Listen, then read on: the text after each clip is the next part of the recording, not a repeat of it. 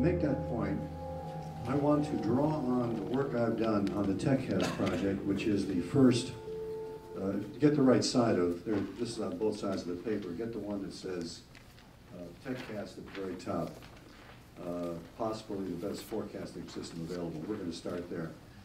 This is something I've done for 20 years. I think it's a pretty good forecasting system. Basically, I have about 7 editors. They scan everything they can find on all of these technologies.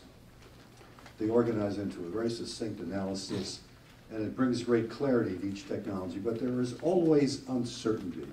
That's what I've learned. There is always uncertainty. And then we have about 120 experts around the world. Their job is to resolve the remaining uncertainty. They look through all of this information we've gathered. They enter estimates, the system crunches the numbers, and the forecasts are updated in real time. We validate these things. We go back in the past, we check our forecasts 10 or 20 years ago, and we see how they compare with the ones that arrive. And I think the error band is roughly about plus or minus 3 years. I think that's pretty good. It gets you in the right ballpark. In fact, at the bottom of that is the website. That's where you can go and get copies of the trend analysis if you want. You'll find that on the left side of the home page. The survey is on the right side of the home page. And this work is all in my last book, Technology's Promise, which is at the bookstore. I'm going to have a signing as soon as I leave here. Now, the bubble chart there summarizes our data. It aggregates all our data to do what we call macro forecasting. We aggregate all this, and you can see patterns in it. And I want to point out 2 patterns. This cluster of bubbles to the left, and you see I've labeled that the world online, 2015 scenario. That cluster of bubbles to the left, they're all light. They're either yellow or, well, you don't have the colors, of course. They're the yellow or orange, which is IT and e-commerce. I think that tells you something.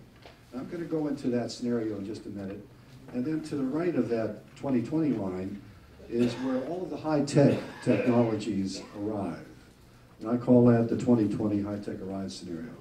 And by the way, I might explain that on the bottom scale you see is time. This is when these technologies arrive. The vertical scale is the confidence our experts have in their forecast.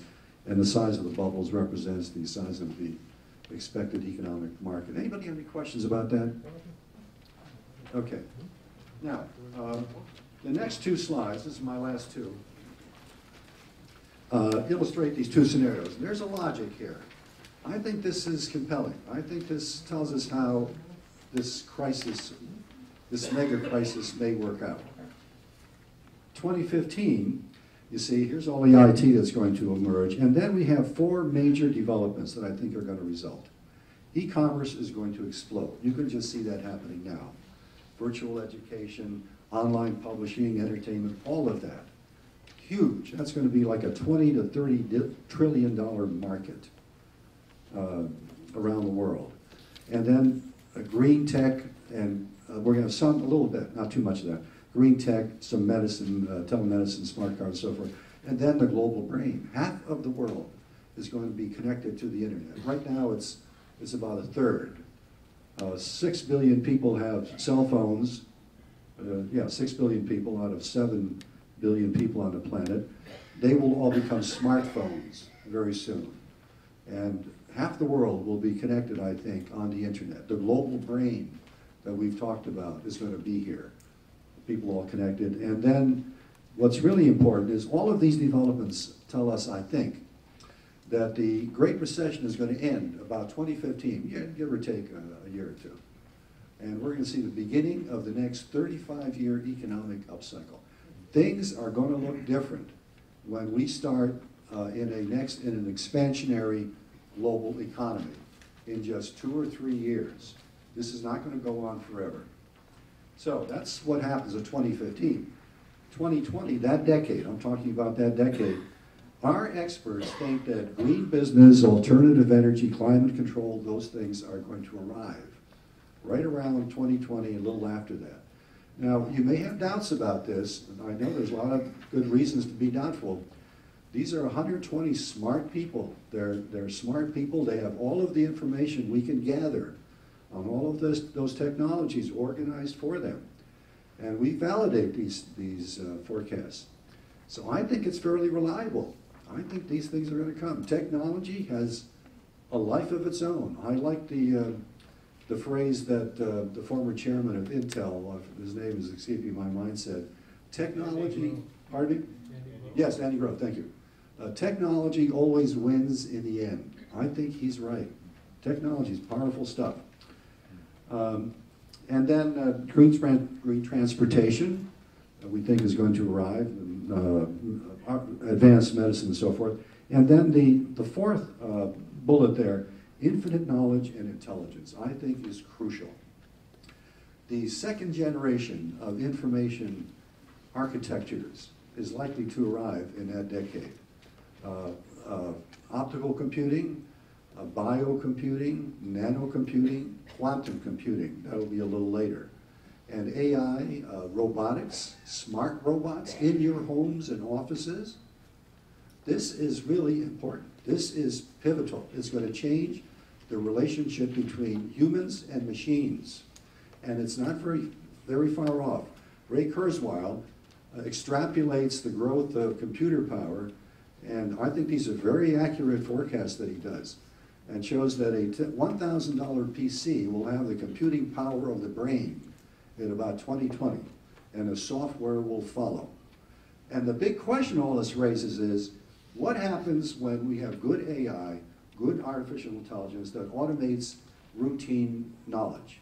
That's what we're heading towards. These machines are going to automate the routine knowledge of lawyers and physicians, teachers, and that kind of thing. See, what happens then? We're all worried about that. You hear a lot of talk about this, that we're going to have mass unemployment and so forth. I don't see it that way at all. I think this is going to force us to address the mega crisis, because that's the next big challenge, addressing the mega crisis. Rather than lay around and write poetry or whatever, we're going to have to address these enormous problems that are going to get worse. I think of very simply as, I'd like to call it a crisis of maturity. It's very much like a teenager reaching maturity. I've raised 2 kids through those difficult years, and I see a lot of people here who are smiling. They've done the same thing. It's very much like that. The world is at roughly akin to a teenager. We have all this wonderful physical power like a teen. You know, that's when they're at their height physically. But they don't have the social skills or the intelligence or the consciousness to get control of their lives. And that's why they go through these horrible crises. They get into trouble. And they do that until the problems get so severe and they develop enough awareness that they finally say, okay, that's enough craziness, I'm going to grow up. That's roughly what I think is going to happen to the world. This problem is going to keep growing, and we're going to get smarter as all this intelligence, this artificial intelligence, and the awareness of these powerful information systems raises our understanding, and at some point it's going to force us, I think, to come to grips with the problem. Yeah, I think that's all I want to say about that. So that's roughly the way I see this.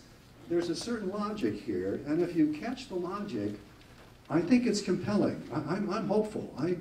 The world has always suffered through great calamities. The fall of Rome, the Dark Ages, World Wars I and II. Remember when the Germans were bombing London and people thought it was the end of the world?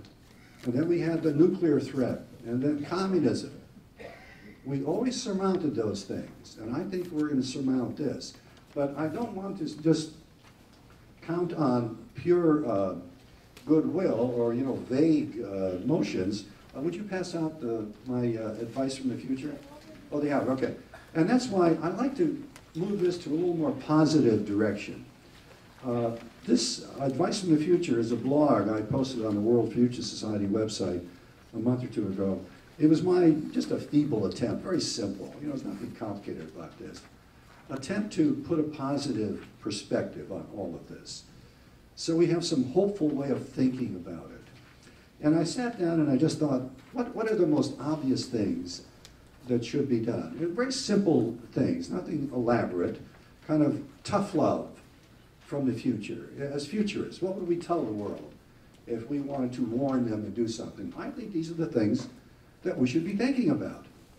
Very simple, but they're tough to do, of course. Stop fighting and start cooperating. Cooperation is the most powerful force in the world, if we could harness it.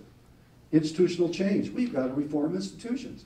By the way, I've got another, if you don't mind me making a pitch here, another one of my books, The New Management, is out there, and I think it addresses the problem of institutional change, and so forth. So, on all of these things, these bits of advice from the future, these are just preliminary attempts to come to grips with this enormous problem. And I welcome your thoughts so we can improve this. You know, get in touch with me if you have different ideas about what you would add to these bits of advice from the future. I think it should be simple, something that even though it's not being done, that we know could be done, that it's in our minds, that we think, if we could get our act together, what would we do? These would be the things that we should do. Thank you.